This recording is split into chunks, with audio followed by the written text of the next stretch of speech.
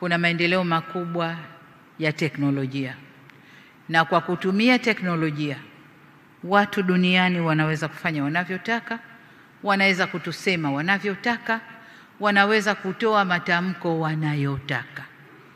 Niwaombe, katika matamko yanayotoka ni vyema wizara na vyombo vyetu vya ulinzi na usalama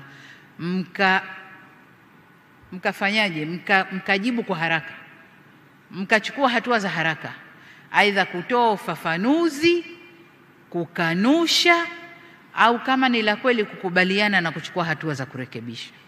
Lakini tusiwe shamba la bibi kwamba kila mtu anaweza kuja akasema analolitaka, lipo Tanzania halipo, watu wakajisemea tu. Lakini la pili, tumeanza kuona mtiririko au mwenendo wa wanaharakati ndani ya region yetu hii kuanza kuvamia na kuingilia mambo yetu huku. Sasa kama kwao wameshadhibitiwa, wasije kutuharibia huku.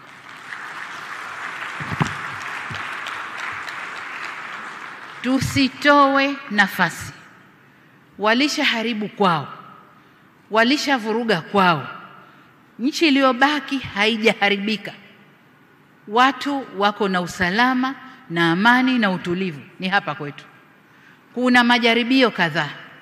Niwaombe sana vyombo vya ulinzi na usalama na nyinyi wasimamizi wa sera zetu nje kutoa nafasi kwa watovu wa adabu wa nchi nyingine kuja kutovuka hapa kwetu. Hapana.